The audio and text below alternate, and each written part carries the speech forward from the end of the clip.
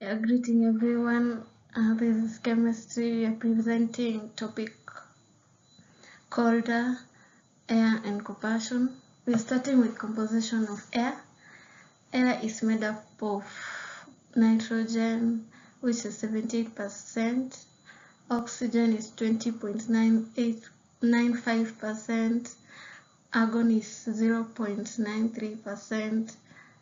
Carbon dioxide is 0.84%, and other gases. Water is also a constituent of air in varying amounts, along with the dust particle. The major mass, the molar mass of dry air or air with no or low quantity of water vapor in it is 28.97 grams per mole. We can find out the average molar mass of a mixture of gases by using a simple formula in which we take the summation of the molar mass of each gaseous component multiplied by its mole fraction. As we have already studied, the air that we live and breathe in is called the Earth's atmosphere. But what is this atmosphere made of? What does it contain? Let's find out.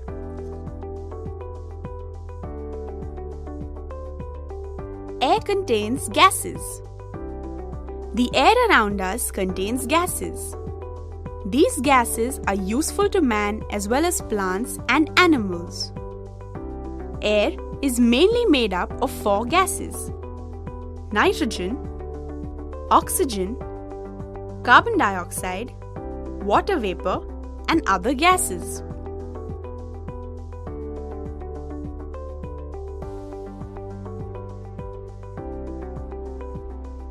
Oxygen and nitrogen constitute a major portion of the air. Oxygen is the active part of air and nitrogen is the inactive part of air.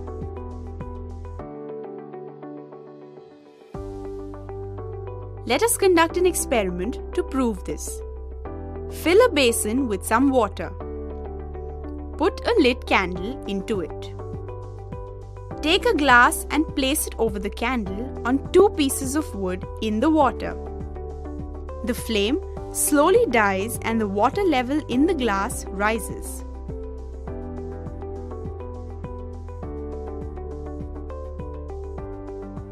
This happens because the candle uses up all the oxygen in the glass to burn.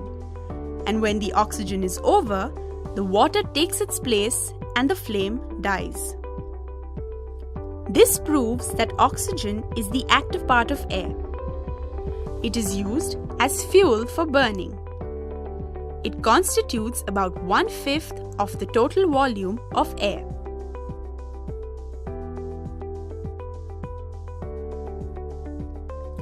Let's conduct another experiment. Light a candle and place it on a rubber stopper.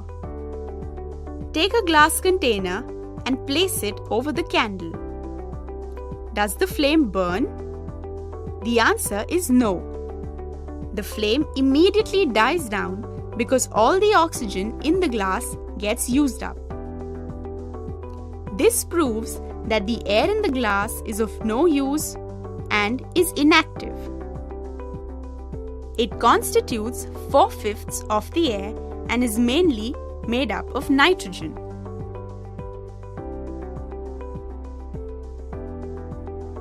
Air and breathing. Air is needed by all living organisms to breathe. We get oxygen from the air we breathe, and aquatic animals like fish get their oxygen from the water.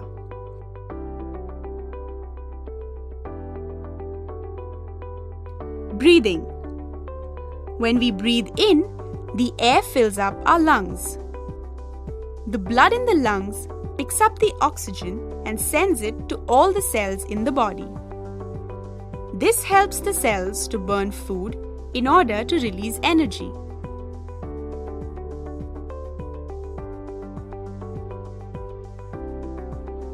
When the food is burned, carbon dioxide is produced. Since this is not needed by us, it is given out by the body when we exhale. The air that we breathe in is called inspired air or inhaled air.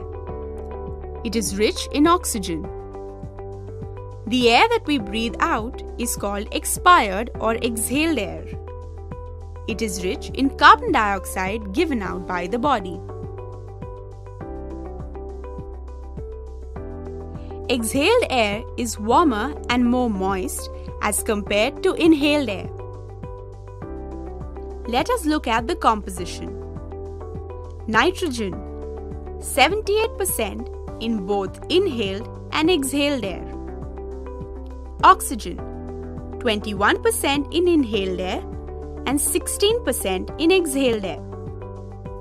Carbon dioxide, 0.03% in inhaled air and 4.5% in exhaled air.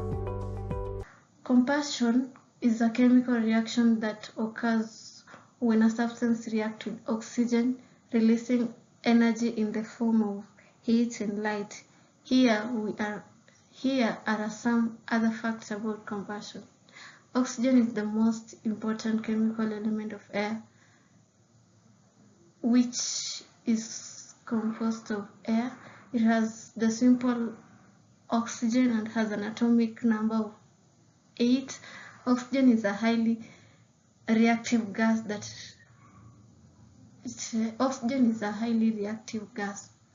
Sodium is a very reactive metal. It tends to react with oxygen to form sodium oxide, but this is unstable compound and soon react with hydrogen to form sodium hydroxide.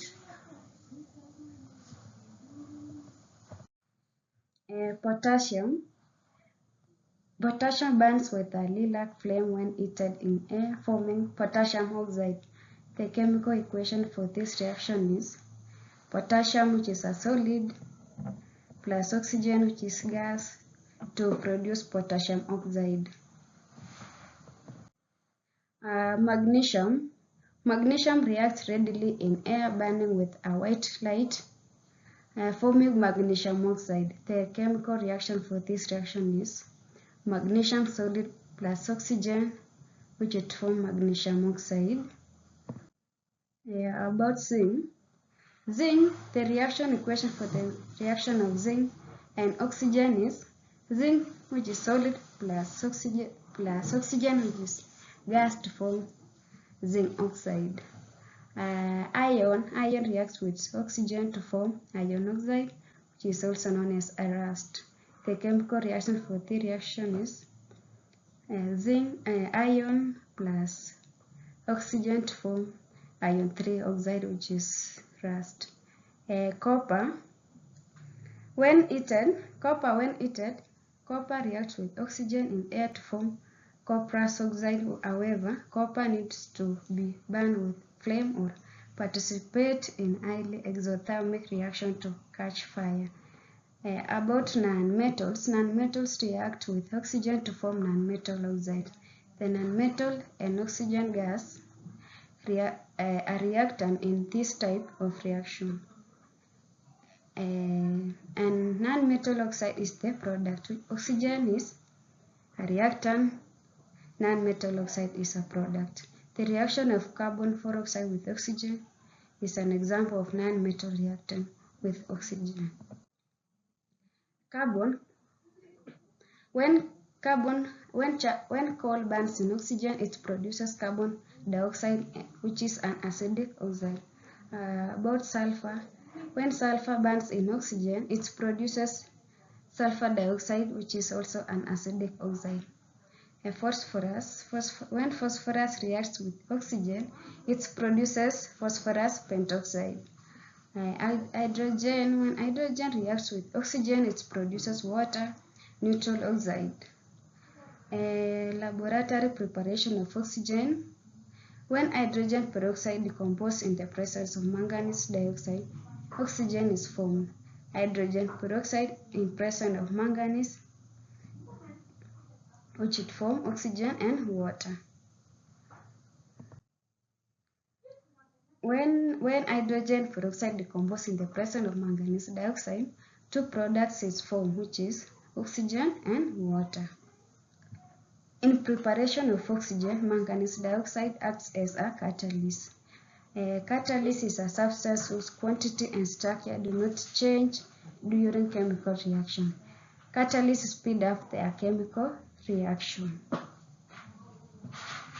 In this video, we'll take a look at the type of reaction for Zn plus O2 yields ZnO. This is zinc plus oxygen gas, and this is zinc oxide.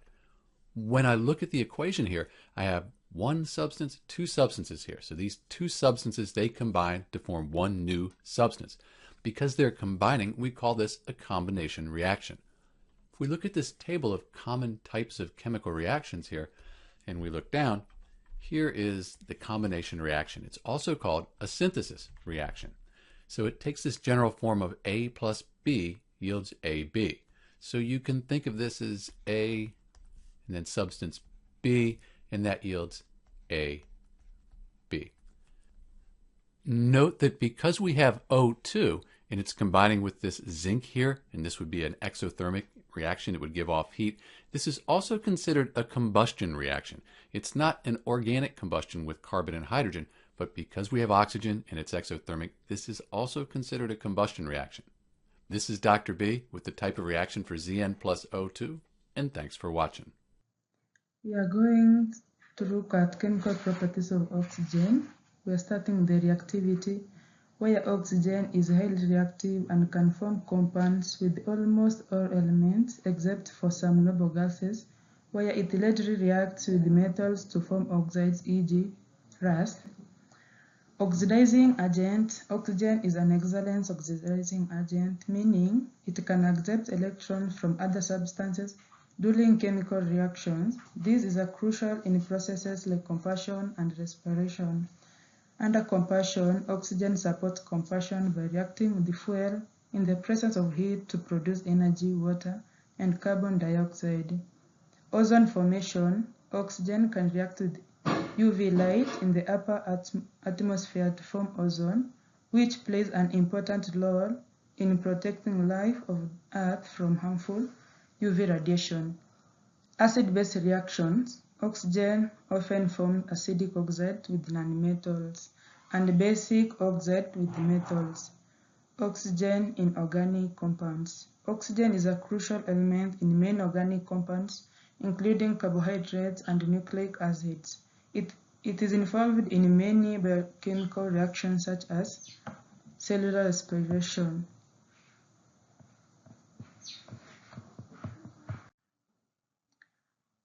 Physical properties and chemical properties. Under physical, we are starting the appearance, where oxygen is a colorless, odorless, and a tasteless gas at room temperature. State at room temperature. At room temperature and pressure, oxygen exists as a gas. It can be liquefied by cooling below its boiling point, which is negative 183 degrees Celsius. Boiling and melting point.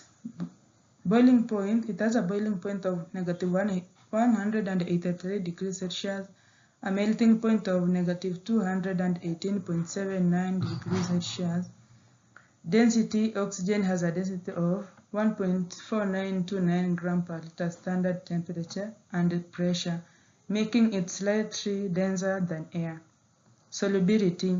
Oxygen is a moderately soluble in water, which is critical for the respiration of aquatic organisms. Electrical conductivity. Oxygen is a poor conductor of electricity in its gaseous state, but can become an electrical conductor at very high temperatures. Critical temperature. Oxygen critical temperature is 154.6 degrees Celsius, which means above this temperature it can be liquefied. Grade 10s. So far, we have investigated the reactions of metals and metal compounds in this series. So far, we have started to develop the skill of how to write balanced chemical equations. A balanced chemical equation is the starting point of all quantitative studies in chemistry, such as finding the mass of a product formed in a reaction or how much acid to use to find the concentration of a base. Diasha will recap one of the techniques we use to help you develop the skill of balancing chemical equations. I cannot emphasize enough how important it is to practice this skill. So let's recap how it is done. We have asked a learner to help us with this, and we will use the reaction of copper burning in oxygen as an example. We know that metals burn in oxygen to form a metal oxide. So our first step is to write a word equation for the reaction.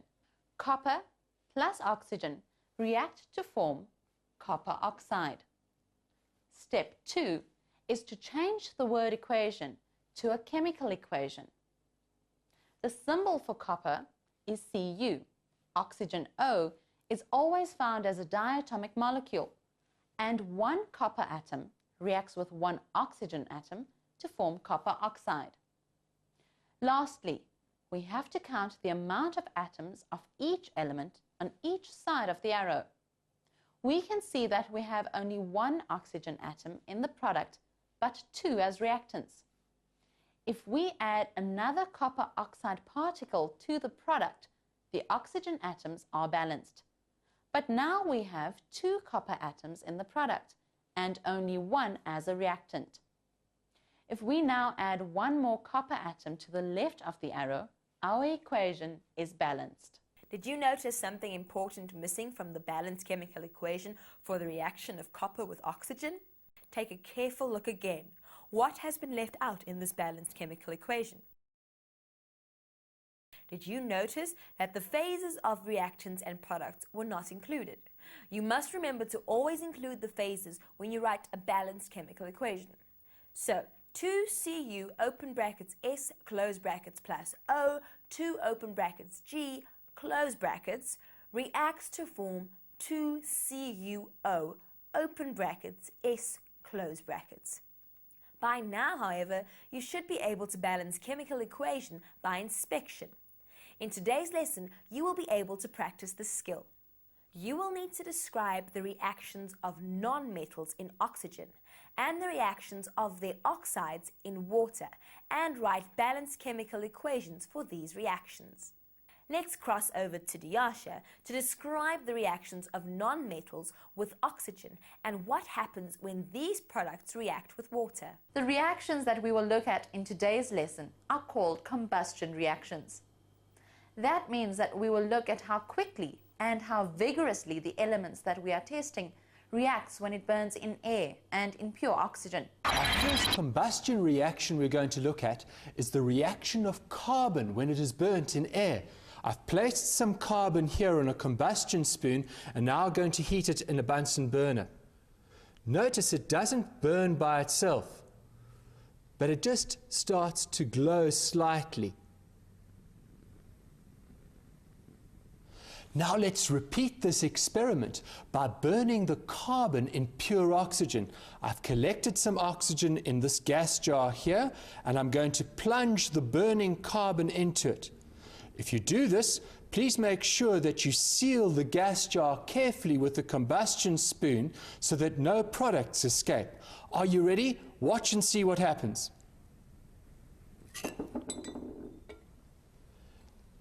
The carbon burns with a bright orange glow, but no other product seems to be formed. But that can't be right. Let's go and have a look at the equation to see if it gives us a clue to what's happening. Carbon reacts with oxygen to form an oxide of carbon. We write this as CO2. This is a colorless gas called carbon dioxide. Although we can't see it, we can test for it using clear lime water. When carbon dioxide is bubbled through lime water, it turns milky. Let's do that test right now. I have some carbon here in this test tube, and it's linked by a rubber tube to another test tube with some clear lime water in it. I'm going to heat the carbon over the Bunsen burner, and any gas product that is formed is going to bubble through the lime water. Can you see that the lime water has turned milky?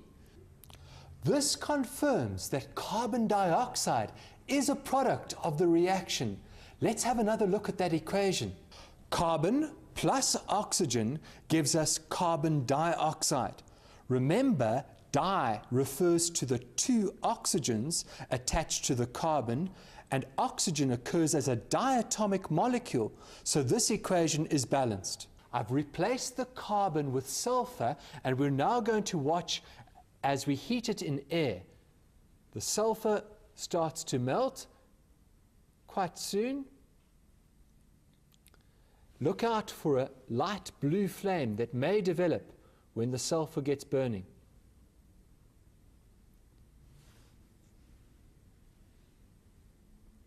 It's giving off a gas. I can start to smell it. Notice the blue flame.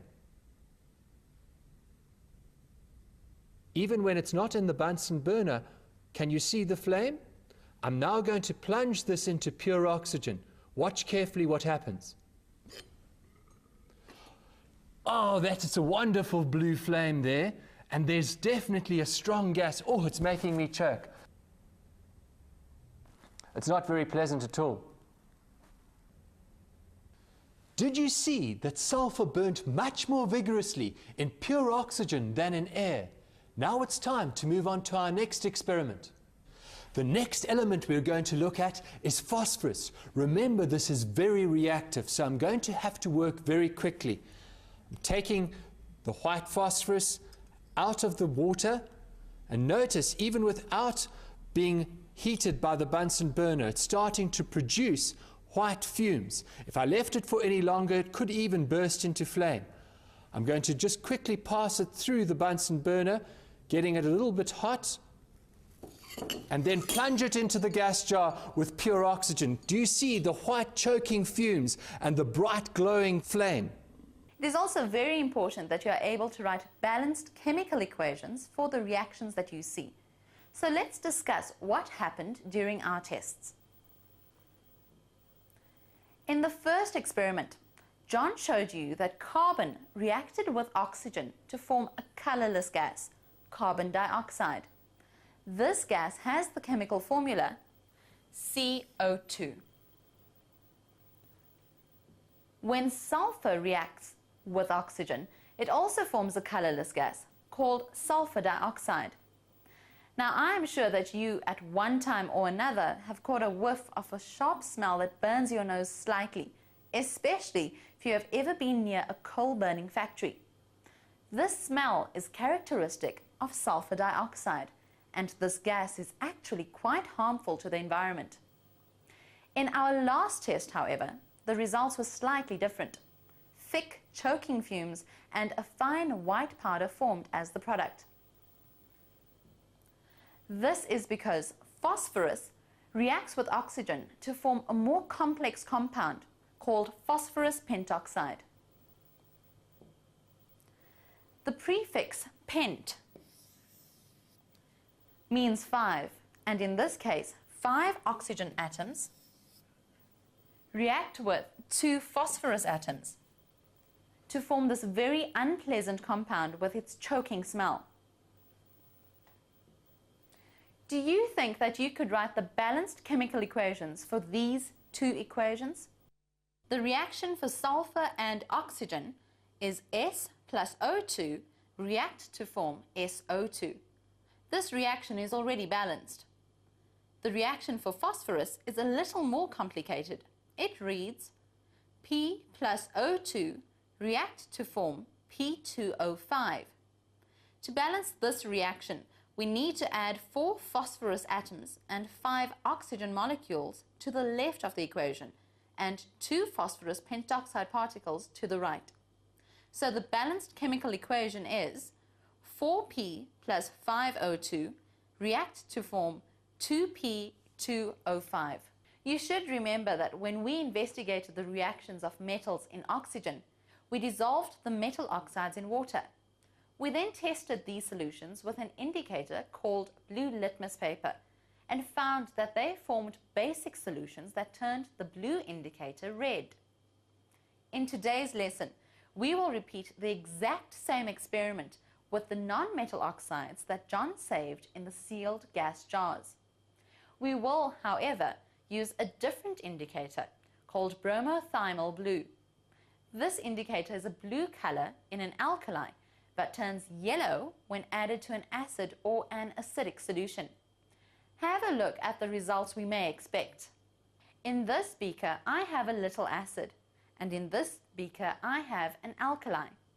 Look what happens as I add the bromothiamyl blue.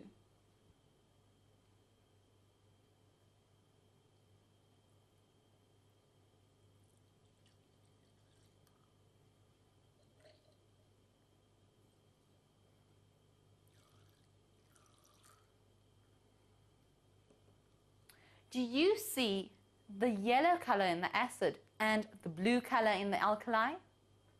Do you think that you could predict what we will see when we test the non-metal oxide solutions? Well, John is ready in the lab. Let's go and find out. We've got some learners to join me to do the experiments with me. I want to introduce you to Geke, Ngobele, and Colleen. Welcome. Hello, John. Right, remember in last lesson we burnt the non-metals in oxygen. I've kept the products of the reaction in gas jars. They're sealed so nothing can contaminate them. Geke, I've given you the gas jar with carbon dioxide. Nobele, yours has got sulfur dioxide. Okay. And Colleen, yours has got phosphorus pentoxide. Now this is what I want you to do. I want you to take some water, put it into the gas jar, close the lid quickly so none of the gas escapes, and then swirl it around and make careful observations. Shall we give it a try? Yeah, sure. Okay, let's go.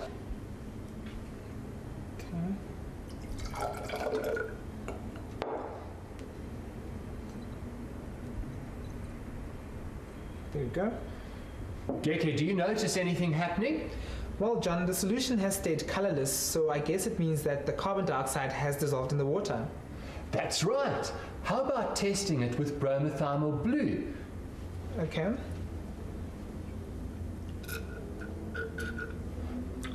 What do you notice happening now? Well, it seems to be turning very pale yellow. So would it be safe to say that the solution is now acidic? That's absolutely right. Well done. Now, can any of you think of an acid with the name carbon in it? How about carbonic acid? Ah, yes, that's found in soda water. That's absolutely right. Most fizzy drinks have carbonic acid in it, and it's sometimes called carbonated water. Oh. Now, Nobele, why don't you try and do exactly what Geke has done? All right.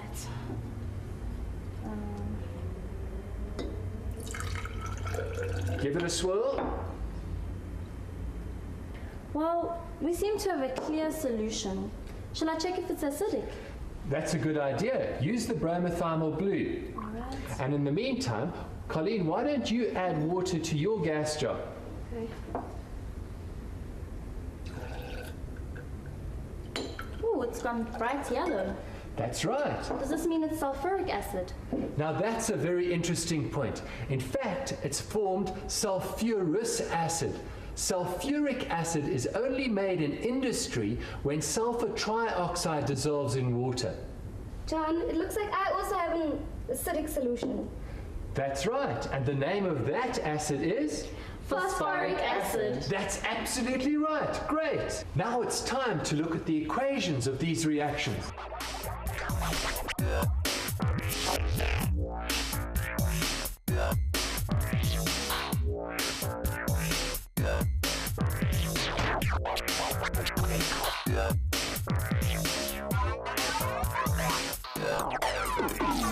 Now, when water combines with carbon dioxide, it gives us carbonic acid. Let's work out the formula. We have 2 hydrogens on this side, so let's put 2 hydrogens down on this side. We have 1 carbon over here, so that's 1 carbon over there. 3 oxygens on this side, so there must be 3 oxygens afterwards. This is the formula for carbonic acid. Now, can you predict what the formula will be for sulfurous acid? Is it H2SO3? That's absolutely right. Let me write it down.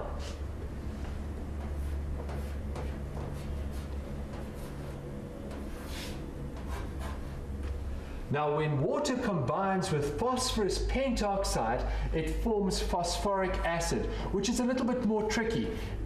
Formula is H3PO4. But there's something not quite right with this equation. John, it's not balanced. That's good. Would anybody like to try and balance it for me? Come on, Geke, give it a try at the board. Okay.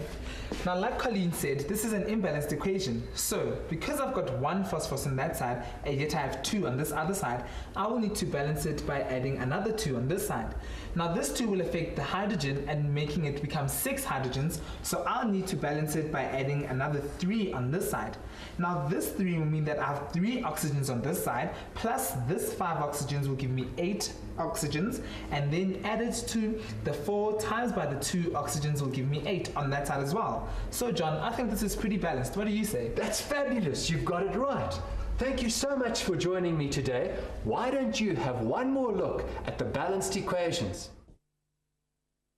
Well, we should say a huge thank you to John and the learners for showing us those experiments. Remember, I told you earlier that all the metal oxides dissolved to form a basic metal hydroxide. So, if you were to hear the term basic oxide, you should be thinking of a metal oxide. Today, we have discovered that all the non-metal oxides dissolve in water to form an acidic solution.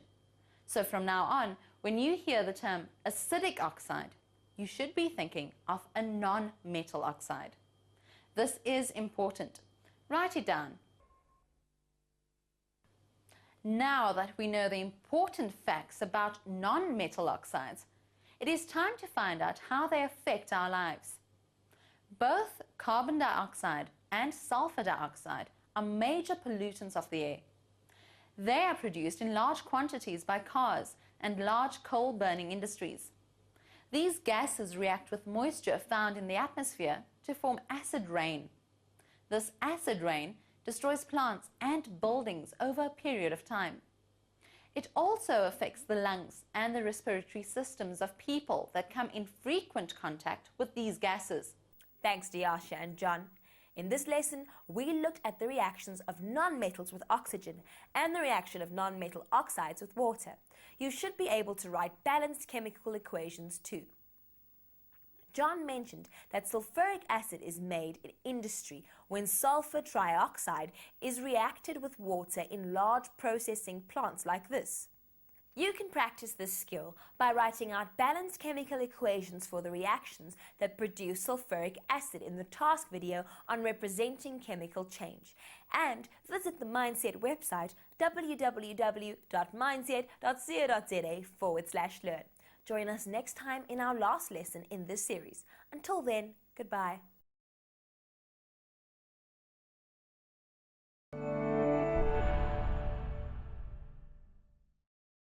The super easy trick to find oxides, peroxides and superoxides. Well, when the oxidation number of oxygen is -2 in any compound, it is oxide. When the oxidation number of oxygen is -1 in any compound, it is peroxide. When oxidation number of oxygen is -1/2, it is superoxide. Now generally, the oxidation state of group 1 elements is 1, the oxidation state of group 2 elements is 2, and the group 3 elements is 3 or 2, and the group 4 elements is 4. Now consider these compounds. Let me ask you, find oxides, peroxides and superoxides. Well, I will teach you my personal and super easy trick to find oxides, peroxides and superoxides.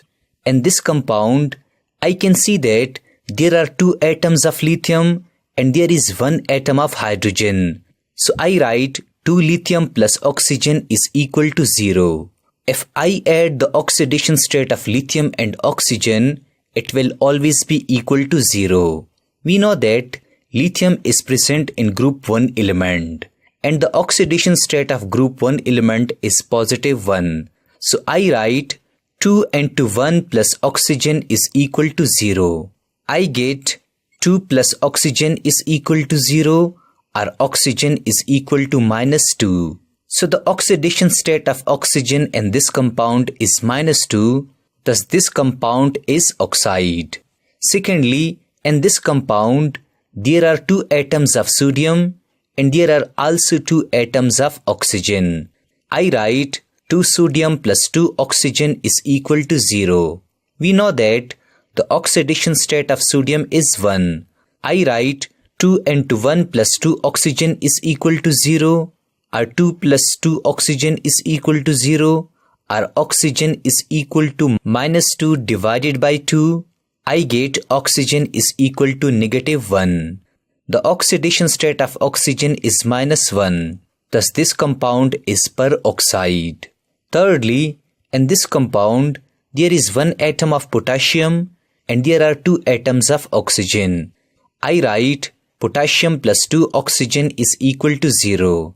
The oxidation state of potassium is 1 plus 2 oxygen is equal to 0. Our 2 oxygen is equal to -1. Our oxygen is equal to -1 divided by 2.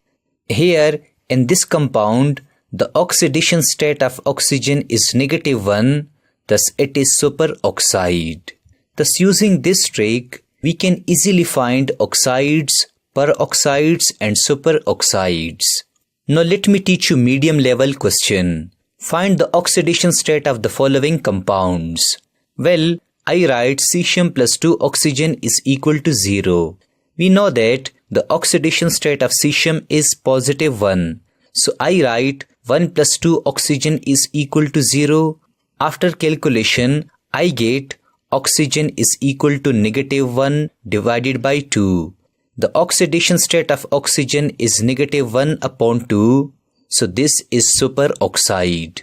Secondly, I write carbon plus 2 oxygen is equal to 0. We know that the oxidation state of carbon is +4. I write +4 plus 2 oxygen is equal to 0. After calculation, I get oxygen is equal to -2. The oxidation state of oxygen is 2, so this compound is oxide. Thirdly, I write zinc plus oxygen is equal to 0. In most cases, the oxidation state of zinc is +2. So I write 2 plus oxygen is equal to 0, or oxygen is equal to -2.